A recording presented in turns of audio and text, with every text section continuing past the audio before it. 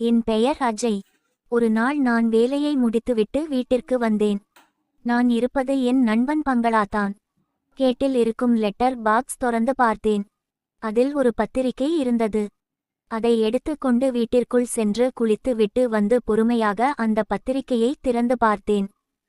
அந்த அழைப்பிதழ் அந்த ஏரியாவில் இருக்கும் எல்லோரும் கூடும் அழைப்பிதழ். அப்படி கூடுவதற்கு ஒவ்வொரு வீட்டுக்கும் 10,000 கொடுக்க வேண்டும்.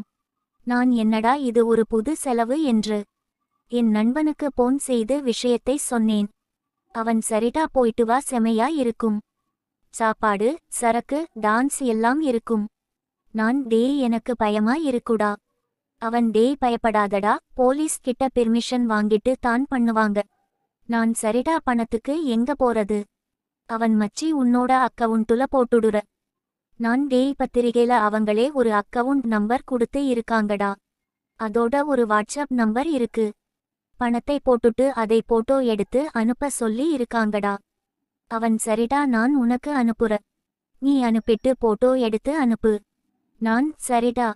அவன் சரிடா மச்சி, வேலை இருக்கு பாய். அவன் எனக்கு பணம் அனுப்பினான். நானும் அந்த பத்திரிகையில் இருக்கும் அக்கவுண்ட் நம்பருக்கு அனுப்பிட்டு அதை போட்டோ எடுத்து அதில் இருந்த வாட்ஸ்அப் நம்பருக்கு அனுப்பிவிட்டேன். சிறிது நேரத்தில் அந்த நம்பரில் இருந்து ரிசீவ் வித் தேங்க்ஸ் என்று ரீப்ளை வந்தது. நானும் அந்த நாளுக்காக காத்து கொண்டு இருந்தேன். அந்த நாளும் வந்தது.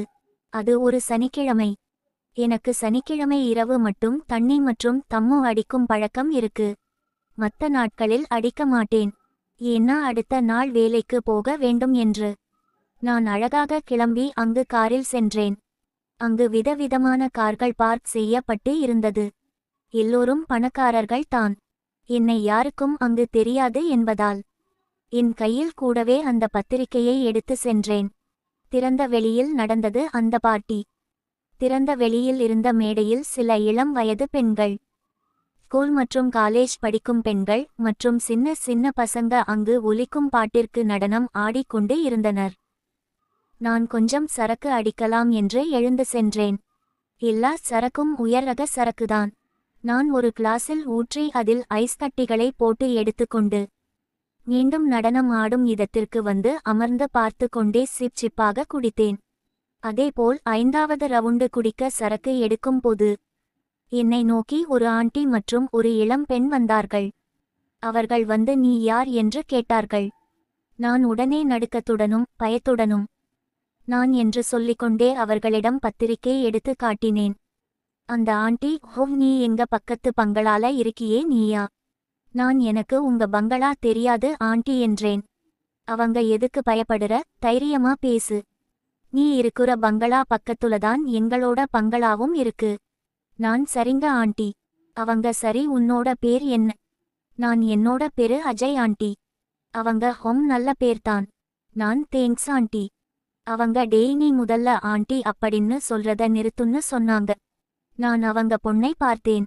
அவங்க ஓஹ், இவளை பார்த்து தான் என்ன ஆண்டி சொல்றியா? இவ என் செல்ல குட்டி. பெரு அமிஷா, என்னோட பெரு பிந்து. நாங்க மார்வாடி அப்படின்னு சொன்னாங்க. நான் சரிங்க ஆண்டின்னு சொன்னேன். அவங்க கொஞ்சம் கோவமா, அப்படி கூப்பிடாதடா, எனக்கு இயர்லி மேரேஜ். அதான் 18 வயசுல பொண்ணு இருக்கு. இவ காலேஜ் முதல் வருஷம் படிக்குறா. எனக்கும் சின்ன வயசுதான். அப்புறம் கொஞ்சம் சகஜமா பேச ஆரம்பித்தோம். இருவரும் எங்கள் போன் நம்பரை மாற்றிக்கொண்டோம். எனக்கு கொஞ்சம் கொஞ்சமா போதை ஏறியது. நான் போதையில் ஏண்டி பிந்து மார்வாடின்னு சொல்ற, தமிழ் நல்லா பேசுற. அவங்க லேசா சிரித்த புன்னகையுடன் என்னடா போதையா என்று என் தலையில் கொட்ட ஏறிய போதை இறங்கியது.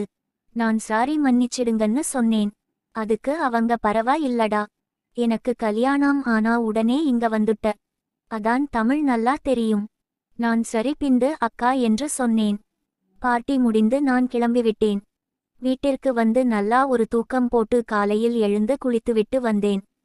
அன்று ஞாயிற்றுக்கிழமை என்பதால் சமையல் செய்யும் அக்கா காலை சாப்பாட்டிற்கு கோழி கறி குழம்பும் இட்லியும் செய்தார்கள். மதியத்திற்கு ஆட்டு ரத்தம் வறுவல் ரசம் செய்து வைத்து விட்டு அவர்களும் கொஞ்சம் எடுத்து கொண்டு சென்றார்கள். நான் காலை உணவை முடித்தேன். வீட்டிலேயே கொஞ்சம் கம்பெனி வேலையை பார்த்தேன். அப்பொழுது வீட்டின் காலிங் பெல் அடித்தது. இந்த நேரத்துல யாருடான்னு போய் கதவை திறந்தேன். அங்கே நேற்று இரவு அறிமுகமான பிந்து அக்காவும் அவளின் மகள் அமிஷா வந்து இருந்தார்கள். நான் சகஜமாக உள்ள வாங்க, என்னை இந்த பக்கம்னு கேட்டேன். அதற்கு அந்த அக்கா, ஏன் நாங்க உன்னோட பங்களாவுக்கு வரக்கூடாதா? நான் அப்படி சொல்லல. என்ன விஷயம் அப்படின்னு கேட்ட அவ்வோளோதான். இந்த அக்கா அவங்க பொண்ணை கை காட்டி, இவ சரியா படிக்க மாட்டேங்கற, நீ சும்மா இருக்க நேரத்துல கொஞ்சம் பாடம் சொல்லிக்கூட. நானும் சரி, சாயங்காலத்துல அனுப்புங்க சொல்லி தர என்றேன். அதிலிருந்து அமிஷா தினமும் வந்து படித்துவிட்டு செல்வாள். கொஞ்ச நாள் இப்படியே போய்கொண்டே இருந்தது. அன்று சாயங்காலம் அமிஷாவும் அவள் அம்மா பிந்துவும் வந்தார்கள். அமிஷா படிக்க ஆரம்பிக்க, இந்த சாப்பிட என்ன வைச்சி இருக்குன்னு கேட்டார்கள். நான் ஐஸ்கிரீம் இருக்கு, இருங்க எடுத்துட்டு வரேன்னு சொன்னேன். இந்துவும் நானும் வரன்னு சொல்லி என்னுடன் சமையல் அறைக்கு வந்தார்கள். நான் ஐஸ்கிரீம் போட 3 கப்புகளை எடுத்தேன். ஐஸ்கிரீமை அதில் போட்டு ஒன்றை பிந்துவிடம் ஸ்பூன் போட்டு கொடுத்தேன். அவள், என்னடா குல்பி ஐஸ் இல்லையா உங்கிட்டன்னு இரட்டை அர்த்தத்தில் பேசினாள். அவள் ஒரு ஸ்பூன் ஐஸ்கிரீமை எடுத்து சாப்பிடும் போது கொஞ்சம் அவள் கழுத்தில் சிந்தியது. நான் அதை பார்த்து இந்தாங்க அப்படின்னு டிஷ்யூ பேப்பர் எடுத்து கொடுத்தேன். அவள் ஐஸ்கிரீம் கப்பை கீழே வைத்து விட்டு, நான் சற்றும் எதிர்பார்க்காத நேரம் பார்த்து என் தலையை இழுத்து, இப்படி ஒரு அருமையான நேரம் அமைஞ்சியிருக்கு, சுத்தம் பண்ணுடா என்றாள். நான் திமிரி என் கழுத்தை இழுக்க, அவள் டேய் சுத்தம் பண்ணுடான்னு சொல்லிக் கொண்டே பிடித்தாள். இந்த நான் உன்னோட குல்பி ஐஸ் சாப்பிட்டு உன் பாலை குடிக்கற, நீ என்னோட கழுத்துல இருக்கிற ஐஸ்கிரீமை எடுடா என்று சொல்லி, நான் அவளின் மேல் இருந்த ஐஸ்கிரீமை எடுக்க, நான் அந்த ஐஸ்கிரீம் சாப்பிட்டு கொண்டு இருக்கும் போதே அம்மா என்று ஒரு குரல். அது அமிஷா தான். அவள் வருவதை பார்த்து இருவரும் விலகினோம். இந்த பூஜையல கரடி புகுந்தா மாதிரி ஆயிடுச்சுன்னு முணுமுணுத்துக்கொண்டே என்னடி என்று அவள் மகளை பார்த்து கேட்டாள். அமிஷா, ஒன்னும் இல்ல, ரொம்ப நேரமா காணோமேன்னு வந்தேன்னு சொன்னாள். சரி வா அப்படின்னு ஐஸ்கிரீம் கப்புகளை எடுத்து கொண்டு ஹாலுக்கு வந்தோம். நாங்கள் மூவரும் ஐஸ்கிரீம் சாப்பிட்டோம்.